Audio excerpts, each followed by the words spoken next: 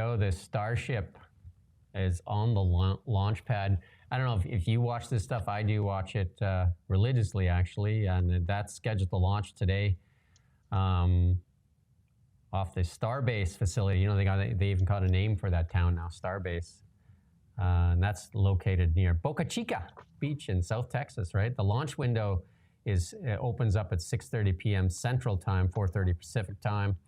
The exact liftoff time will vary based on, you know, weather conditions and stuff like that. This is the 9th test flight. Where did you get this copy from? It says Gulf of Mexico splashdown. How dare they blaspheme? It's from our friends at ChatGPT, right? This is the 9th test flight of Starship. ChatGPT is anti-Trump. There you go. It's going to get banned from the White House press room, just like, what was it? Not AP. Was it Reuters? I can't remember. Somebody got banned because they wouldn't refer to. It was Associated Press, yeah. AP, there you go. Oh, they weren't banned fully, were they? They were just, it was one section of the White House that they weren't going to be invited into or something. Right. Yeah. There you go. So there you go. Boca Chica. That's a cool name, Boca Chica. Boca Chica, Texas. Don't you want to live in Boca Chica, Texas? Literally within like spitting distance of Mexico, isn't it? It's right down there at the bottom. Chica.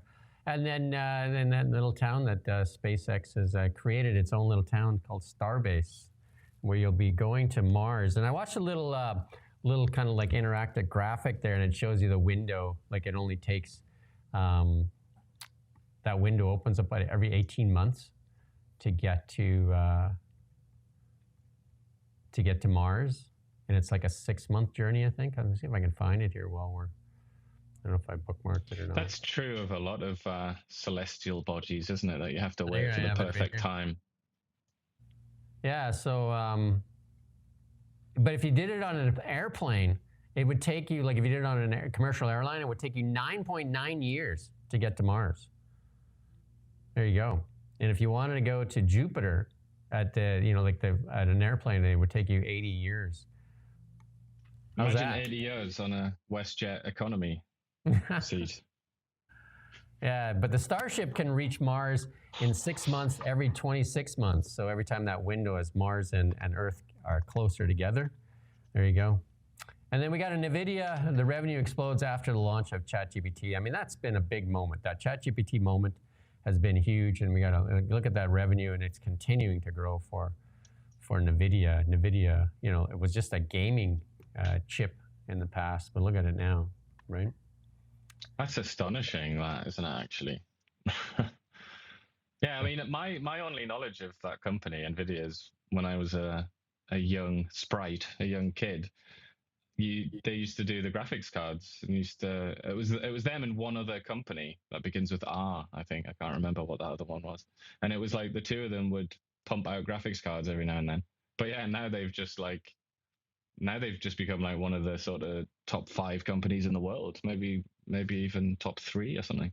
Yeah, I think, you know, like if you look at some of those companies, that's what I mean. American, like it's a kind of a powerhouse, especially, and I say that's why I think the NASDAQ has become much more relevant even than the Dow Jones Industrial, because on the NASDAQ is companies like Tesla, NVIDIA, Palantir, Meta, Google,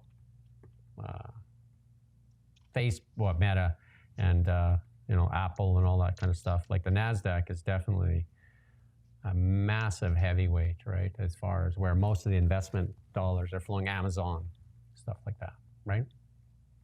And where the Dow Jones is your typical, you know, General Electric and stuff like that, the industrials more. That's where, you know, lots of the innovation is taking place, obviously. And then therefore, I think that's why a lot of people are attracted to it as investors, aren't they? Because those are the ones that can do this. Those are the stocks that can do this. Yeah, like, well, it's the growth sector.